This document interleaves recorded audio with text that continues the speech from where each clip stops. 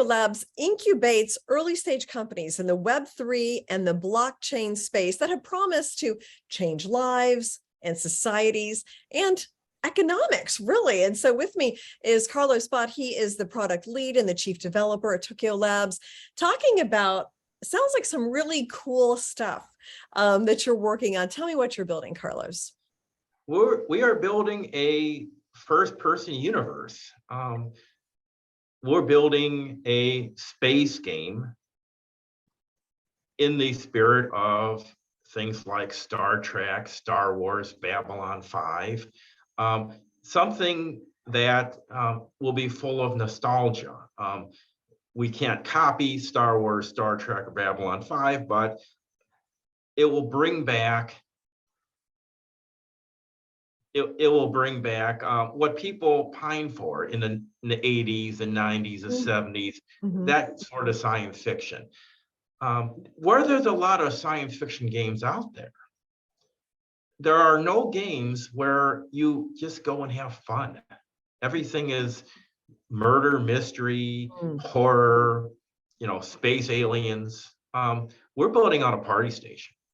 Yeah. Where you're going to go and you're going to pick up an instrument. If you want to, you're going to play an arcade game. We have an arcade game set for our other properties, Die Hard Birdie, which is kind of like Mario.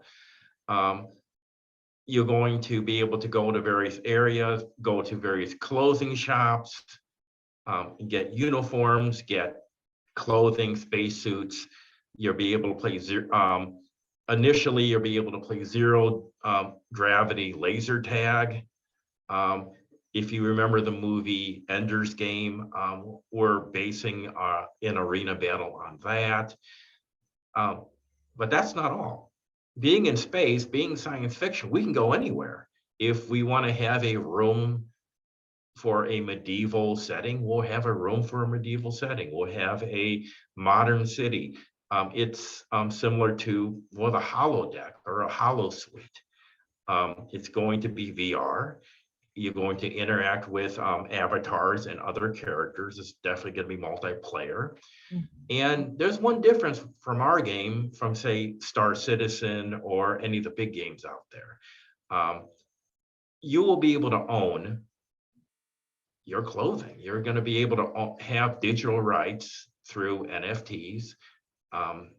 It's going to be, the game is going to be going to be secure with blockchain technology, and it's going to leverage Web3 technology.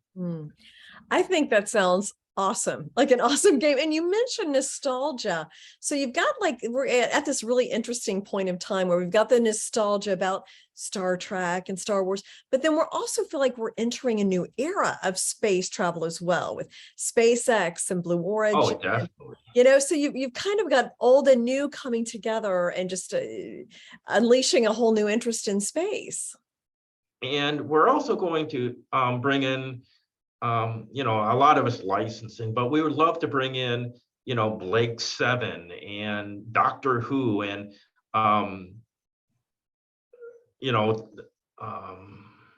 Red Dwarf and, other science fiction properties. And there'll be, for example, I remember the first Doom game that I played in Castle Wolfenstein, where you crawled around the map looking for secret areas. Well, we're going to have these secret areas. And it's as you play, you earn tokens, you earn in-game rewards, you earn, it's like crypto mining, but you're having fun doing it. So it sounds like this is one of the pay-to-play games, which are growing in popularity. Well, there's not going to be any, you earn your way. For example, the kids have Roblox, and Roblox is a wonderful game in that you can make your own adventures, you can make you can design your own areas, and we would love to have an easy programming language where people can import, say, through SketchUp, their own 3D art. They can show their own 3D or 2D images, and they'll be able to actually earn money in the game. Yeah. This is not like gambling or, you know, all the sports betting games. This is a little bit different. You're actually, and it's not grinding like so many other games. Interesting. We're not gonna allow grinding. And you mentioned VR. So you need a headset to play. And then how does it work? Is there an app on the VR headset that will enter you into this universe? Yes. Well, our first initial build will be Windows, and then we're hit into the Oculus or the Vive headset technology. We're also looking at implementing AR. Okay. And then, so what does it take to create a game like this and to be a developer of these metaverse games? What's your specialty? How did you get here? I'm going for a PhD in artificial intelligence at the Montfort University in the UK. And I've been in the game development sphere since about 2004, 2005. I used to be a professor at University of Maryland, got tired of pure computer science. I said, I want to do games. So I've been attached to the gaming world since then. So finish your thought. Go ahead. And what really helps us is we were blown away by Unreal 5 and their Matrix demo. It's the technology's gotten that good that you can do in a game 60 frames per second what used to take a Hollywood studio weeks to do. And now we have MetaHuman, and we have all the technologies of Unreal to leverage. Yeah. It sounds absolutely fascinating. And the technology behind it is just amazing how quickly it's come. So what is the name of the game? When will it be available? The name of the game is Original Gamer Life, and we plan on having it. What we're going to do is similar to like a shopping mall. We're going to open up one level at a time with hoarding to say, okay, coming in the next quarter. We're planning to have an original first build of, for example, we're building out a landing bay and the arena and some multiplayer. We're going to have that ready probably by, I can't guarantee it, but probably around December. Okay. And then just some big thoughts about the metaverse and how is this going to look, would you say, in 5 years? How will we live? Will we be owning real estate, shopping, all of that in the metaverse? Yes, we will be.